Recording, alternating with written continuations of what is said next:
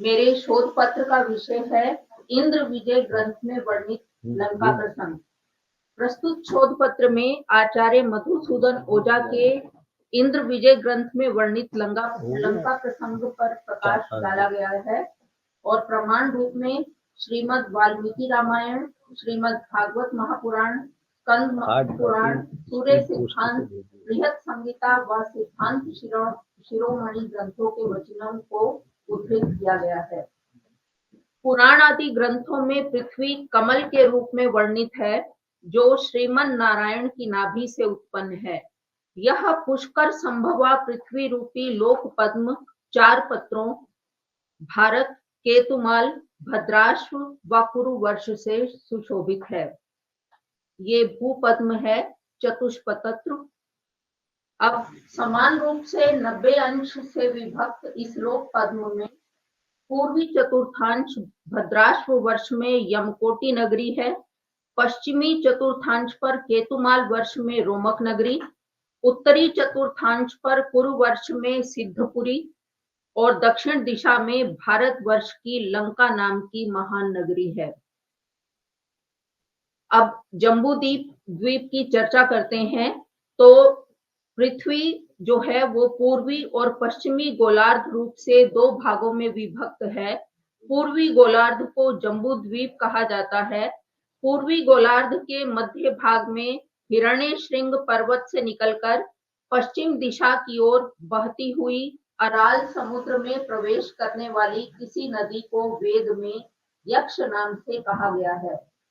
यही यक्ष नदी का अनार्य भाषा में अपभ्रंश रूप अक्स व यही अक्स संस्कृत में जम्बू नाम से प्रसिद्ध हुई। पुनः यही जम्बू शब्द अनार्य भाषा में अपभ्रंश रूप से अमु प्रसिद्ध हुआ।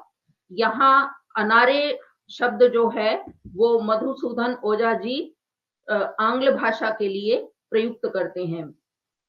जम्बूद्वीप नदी के नाम से प्रसिद्धि को प्राप्त करने वाला पामीर प्रदेश पूर्वी गोलार्ध में सर्वश्रेष्ठ, समृद्ध व महत्वपूर्ण प्रदेश था।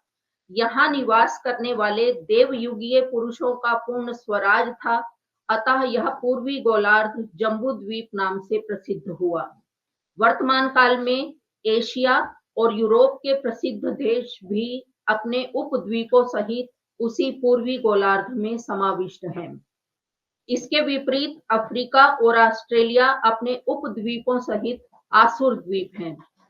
अब जम्बू द्वीप के 8 उपद्वीप हैं: आवर्तन, नारमणक, मंदर हरिण, 5 जन्य, चंद्र शुक्ल, स्वर्णप्रस्थ, सिंगल द्वीप, लंका द्वीप जो लक्के द्वीप और मालदीव इन 2 भागों में विभक्त है और ये लगभग नष्ट से हो गए हैं। जम्बू द्वीप के 8 उपद्वीप यद्यपि ब्रह्म, मार्कंडेय, मत्स्य व स्कंद आदि पुराणों में इंद्र द्वीप आदि 9 उपद्वीपों का वर्णन किया गया है, परंतु ये इंद्रद्युम्नादि भारतवर्ष के ही उपद्वीप हैं व ये सभी उपद्वीप हिंद महासागर के अंतर्गत ही हैं। अब हम लंका प्रसंग की चर्चा करते हैं। तो ये जो चित्र दिखाई दे रहा है, यहाँ पर जो इसको चिन्हित किया गया है, ये मालदीव और लक्के द्वीप यानी लक्षद्वीप जो कि लंका है और दाईं तरफ जो है वो सिंगल द्वीप है। तो वर्तमान काल में कतिपय विद्वान सिंगल द्वीप को ही लंका द्वीप मानते हैं। आचार्य मधुसूदन ओझा ने शास्त्रीय प्रमाणों के आधार पर इसका प्रबल खंडन किया है। इनका कथन है कि लंका आदि शब्द भारतीय ग्रंथों में प्राप्त संज्ञा शब्द हैं और इसका समाधान भी भारतीय ग्रंथ के आधार पर ही संभव है। भारतीय ग्रंथों में सिंगल द्वीप व लंका द्वीप को भिन्न भिन्न बताया गया है। आचार्य मधुसूदन ओझा ने इंद्र विजय ग्रंथ में सिंगल द्वीप व लंका द्वीप को एक ही स्वीकार करने में 12 विसंगतियां प्रस्तुत की गई हैं, जिसमें पहली तो ये है कि बृहत संहिता में लंका और सिंगल को पृथक पृथक बताया गया है। अथ दक्षिणेन लंका कालाजिन सौरी कीर्ण कालिकटाहा कांची मरुचि पट्टन चेर्यार्य सिंगला ऋषभाः। भागवत आदि महापुराणों में भी सिंगल और लंका द्वीप को भिन्न भिन्न कहा गया है।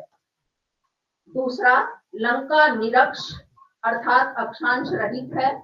ये भूमध्य रेखा, विषुवत रेखा अथवा इक्वेटर पर है। और सिंगल द्वीप साक्ष्य अक्षांश सहित उत्तरी अक्षांश 7 डिग्री 40 कला ये है, इसलिए ये दोनों भिन्न भिन्न हैं।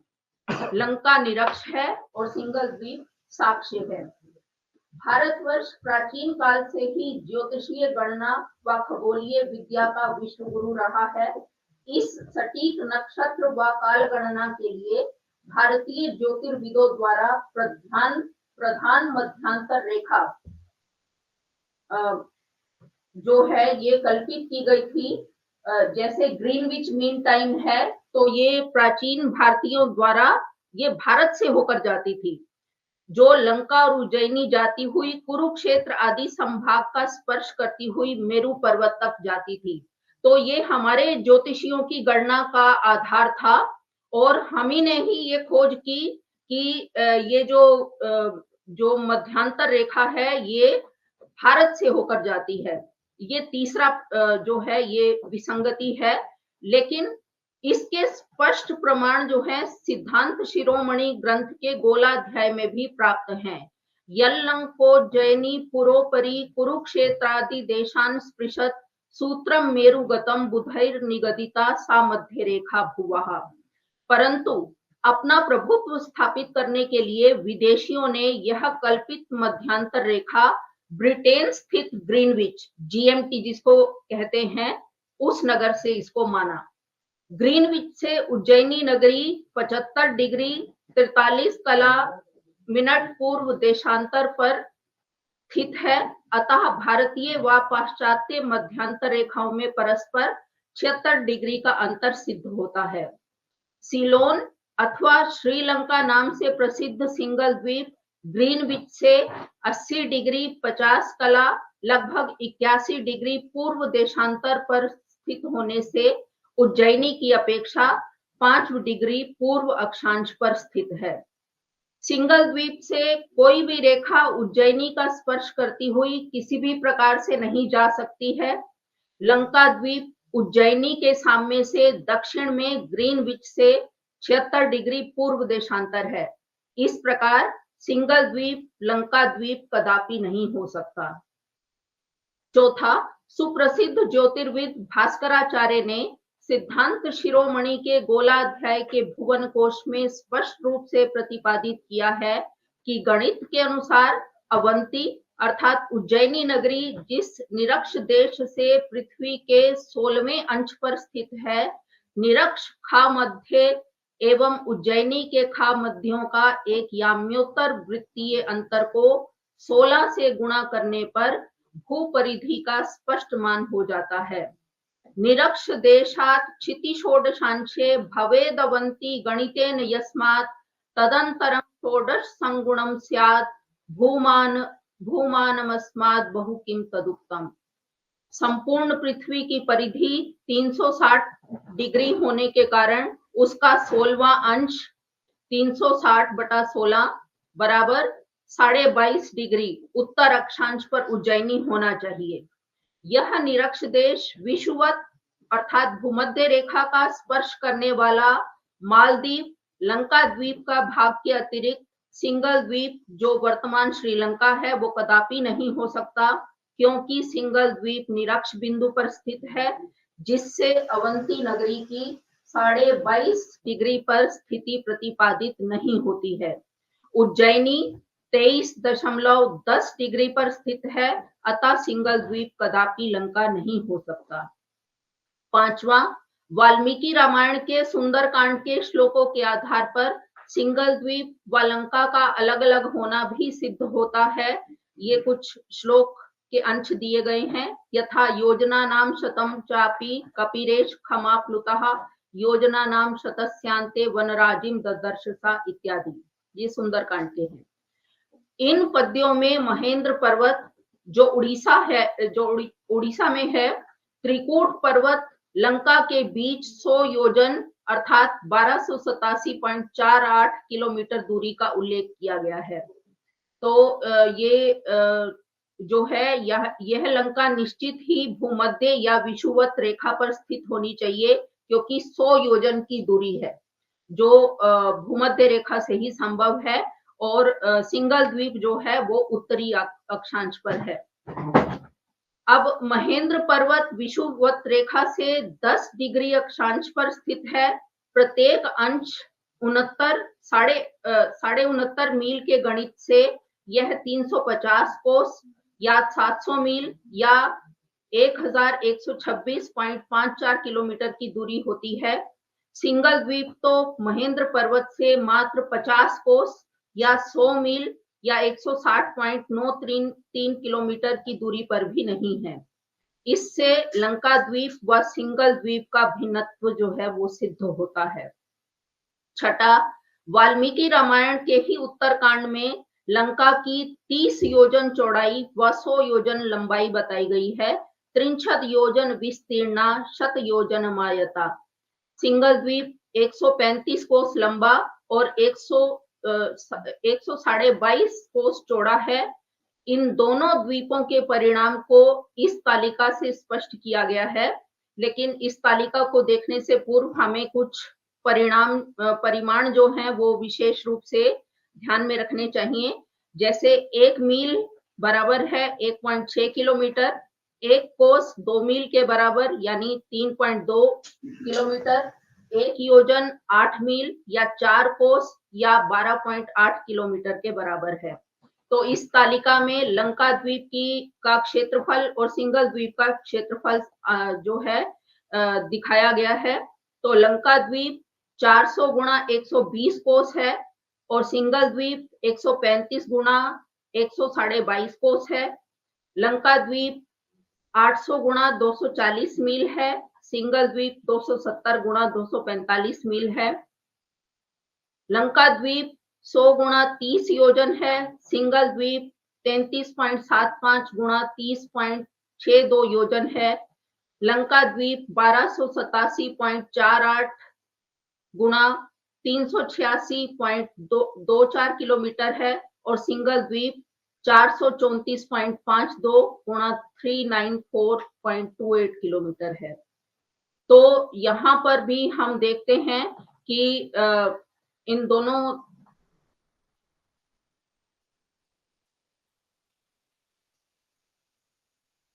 दोनों तालिकाओं को देखने पर लंबाई में अंतर है। चौड़ाई में साम्य होने पर भी लंबाई में जो है वो बहुत अंतर है, तो इसलिए सिंगल द्वीप और लंका द्वीप भिन्न भिन्न है। सातवां, वाल्मीकि रामायण में लंका वर्णन में त्रिकूट और सुवेल नामक 2 पर्वतों का अनेकशा प्रयोग मिलता है, परंतु महाबली नामक गंगा नदी का नहीं। किंतु वर्तमान सिंगल द्वीप में अनेक पर्वतों और महाबली नाम की गंगा नदी सुप्रसिद्ध है। इससे भी सिद्ध होता है कि सिंगल द्वीप व लंका द्वीप दोनों भिन्न भिन्न हैं। आठवां, कतिपय विद्वान वर्तमान सिंगल द्वीप में त्रिकूट पर्वत पर रावण विहार तथा अशोक वाटिका नामक स्थानों की प्रसिद्धि से सिंगल द्वीप में लंका की संभावना व्यक्त करते हैं। आचार्य मधुसूदन ओझा इसका खंडन करते हुए कहते हैं कि प्रमाण के अभाव में लंका जैसे स्थलों की प्रसिद्धि मात्र से ही किसी तथ्य को स्वीकार नहीं किया जा सकता। इसके समाधान में आचार्य का मत है कि लंका से पुष्पक विमान द्वारा रावण के भारतवर्ष आते हुए मार्ग में सिंगल द्वीप में भी विश्राम स्थल और विहार की कल्पना से रावण की आज्ञा से लंका सदृश स्थलों का निर्माण किया जाना संभव है। वस्तुतः अपनी दिव्यता और भव्यता के कारण ही किसी प्रसिद्ध स्थल का नामकरण विभिन्न स्थानों पर देखने को मिल जाता है। जैसे दिल्ली नगर में भी जनकपुरी, द्वारका, राजौरी गार्डन जैसे कई स्थान हैं। तो ये नाम जो है अपनी दिव्यता और भव्यता के कारण ही प्रसिद्ध होते हैं। अस्तु, कतिपय स्थान नाम साम्यता के आधार पर सिंगल द्वीप व लंका द्वीप एक नहीं हो सकते। नौवां, यूनानी ग्रंथ में सिंगल द्वीप का नाम टापरोवेन मिलता है, जिसका कुछ लोग टापू रावण का अपभ्रंश मानकर सिंगल द्वीप को ही लंका स्वीकार करते हैं। इस भ्रांति का निराकरण करते हुए आचार्य मधुसूदन ओझा जी का कथन है कि टापू शब्द जो है वो भारतीय ग्राम्य भाषा का शब्द है, जो यूनानी भाषा में प्रचलित नहीं हो सकता। यद्यपि रावण के अधिकार में होने के कारण भी यह टापू रावण नाम से अभिहित हो सकता है, किंतु मात्र इसी आधार पर ही इसका नाम लंका नहीं हो सकता, क्योंकि लंका के समान अन्य सिंगल आदि द्वीप भी रावण के अधिकार क्षेत्र में रहे होंगे। लेकिन बौद्ध ग्रंथों में सिंगल द्वीप का नाम ताम्रपर्ण मिलता है, जिसका अपभ्रंश जो है वो टापरोवेन हो सकता है। इस आधार पर सिंगल द्वीप को टापू रावण व लंका कहना अनुचित है। 10वां, कुछ लोग सेतुबंध रामेश्वर से सिंगल द्वीप तक समुद्र में कुछ दूरी पर पर्वतों के समूह को श्री रामचंद्र द्वारा बनाए गए राम सेतु के भग्नावशेष को ही सिंगल द्वीप को लंका मानने में एक पुष्ट प्रमाण के रूप में स्वीकार करते हैं, जो सर्वथा अमान्य है। कारण प्राकृतिक अनुसंधानों से यह सिद्ध है कि रामेश्वर और सिंगल द्वीप के मध्य की पर्वत श्रृंखलाएं तो पृथ्वी निर्माण काल से ही हैं, न कि भगवान राम ने सेतु बंध के समय पर्वतों को समुद्र के अंदर स्थापित किया था। अतः ये पर्वत सेतु के अवशेष नहीं, भगवान राम द्वारा बांधा गया सेतु समुद्र के ऊपर तैरती शिलाओं द्वारा निर्मित किया गया था, जो कालांतर में सेतु के खंडित होने पर इतस्ततः विकीर्ण हो नष्ट हो गई होंगी। अतः इन पर्वतों को देखकर सिंगल द्वीप को लंका स्वीकार नहीं किया जा सकता। कतिपय विद्वानों का मत है कि भारत के दक्षिण भाग में कोई भी स्थल प्रदेश निरक्ष अर्थात 0 डिग्री स्थान पर स्थित नहीं था, जिससे सिंगल द्वीप को ही भ्रमवश निरक्ष प्रदेश मान लिया गया होगा। परंतु इसे भी हास्यास्पद मानते हुए ओझा जी का कथन है कि एक दीर्घ अंतराल के व्यतीत हो जाने पर अनेक नगर विध्वंस हो जाते हैं, यथा वेदों में वर्णित यव्यावती वसोरधारा नामक नगर तथा पुराणों में वर्णित वस्वकसारा महोदय व पुष्कलावती आदि स्थल आज उपलब्ध नहीं। उसी प्रकार बहुत से द्वीप भी दीर्घ कालावधि में समुद्र में डूब गए। इसे वे स्कंद पुराण के प्रभास खंड के उद्धरणों से स्पष्ट करते हैं, जिनमें बताया गया है कि संपूर्ण पृथ्वी पर यज्ञाग्नि में हवन करने वाला भरत नामक राजा हुआ, जिसके नाम से भारतवर्ष नाम प्रसिद्ध हुआ। इस भरत ने भारतवर्ष का विभाजन 9 द्वीपों में अपने 9 पुत्रों के नाम के आधार पर किया, जो हैं इंद्रद्वीप, कसेरु द्वीप, ताम्रपर्ण, नागद्वीप, गभस्तिमान, सौम्य, गंधर्व और वारुण द्वीप। ये 8 द्वीप तो समुद्र के बीच में स्थित होने से दीर्घ समयावधि व्यतीत होने पर अपने नगर व ग्रामों सहित जलमग्न हो गए। इनके अवशिष्ट भागों से ही इनकी कल्पना की जाती है, परंतु 9वां द्वीप कुमारी द्वीप, जिसे हम वर्तमान में कन्याकुमारी कहते हैं, ये आज भी उपलब्ध है। इसी प्रकार लंका द्वीप के भी समुद्र के गर्त में समाविष्ट होने की संभावना से सिंगल द्वीप को लंका द्वीप नहीं माना जा सकता। आचार्य मधुसूदन ओझा द्वादश द्वीप प्रतिपत्ति के उपसंहार रूप में सिंगल द्वीप से पश्चिम की ओर कुछ दूरी पर लक्के द्वीप, जो वर्तमान में लक्षद्वीप है, नामक उपद्वीप को ही प्राचीन लंका द्वीप स्वीकार करने में 6 ठोस प्रमाण प्रस्तुत करते हैं। तो ये आप चित्र में देख रहे हैं, ये जो मालदीव है, यही जो है ये लंका था। तो पहला है लक्के द्वीप अथवा लक्का एवं लंका शब्दों में परस्पर नाम साम्य के आधार पर अवश्य ही लक्का द्वीप, लंका द्वीप अथवा रक्षो द्वीप का यह अपभ्रंश रूप हो सकता है।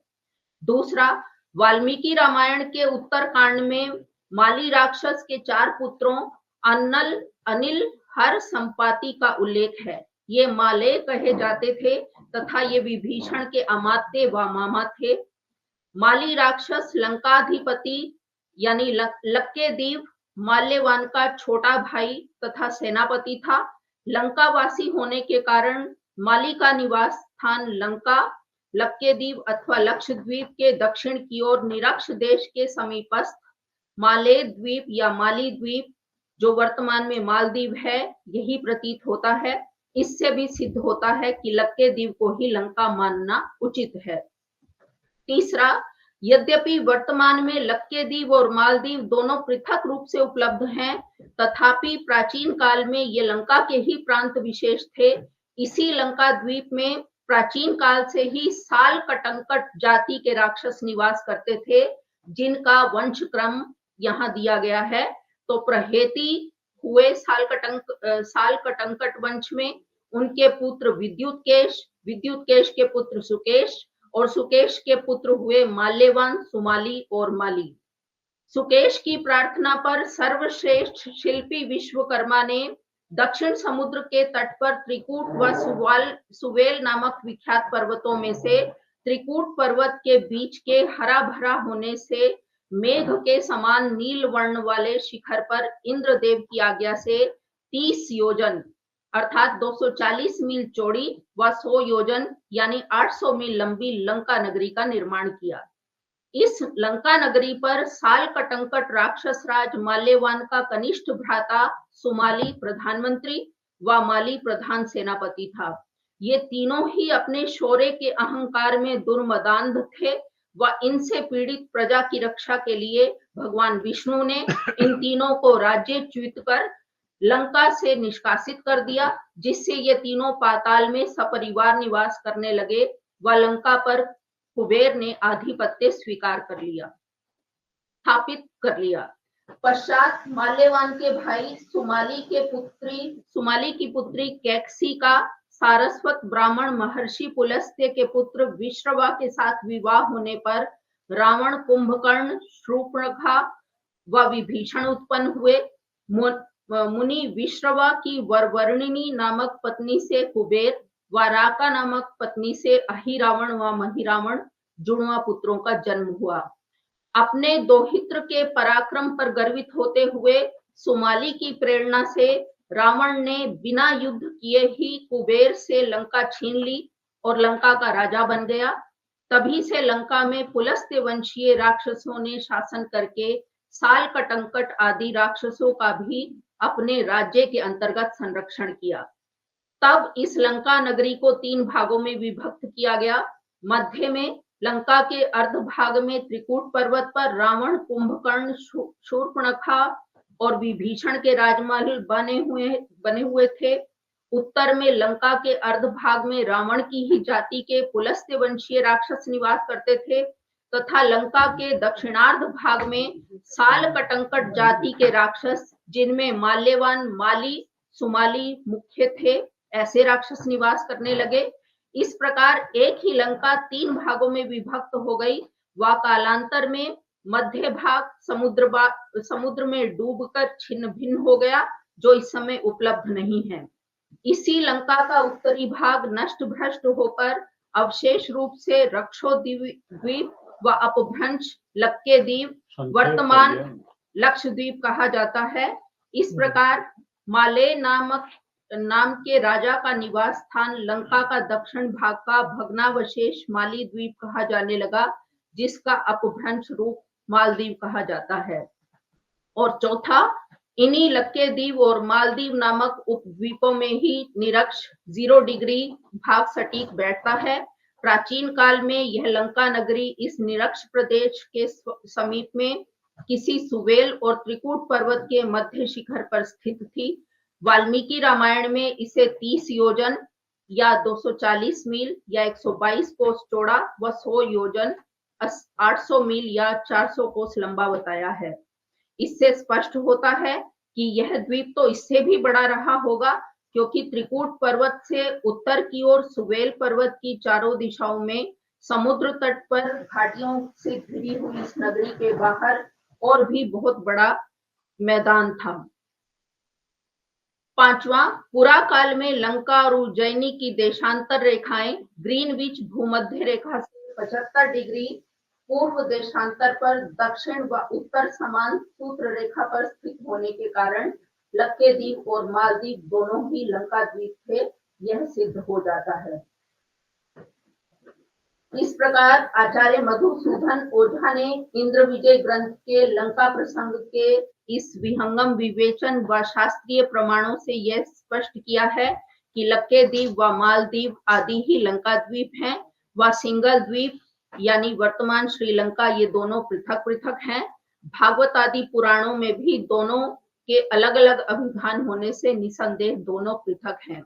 अस्तु ऋषया सागराद्वीपा वेदा लोका दिशश्चते मंगलानि महाबाहो दिशन्तु तव सर्वदा कायेन वाचा मनसेन्द्रियैर्वा बुद्ध्यात्मना वा प्रकृति स्वभावात् करोमि यद्यत् सकलं परस्मै नारायणायेति समर्पयेत। इसके साथ ही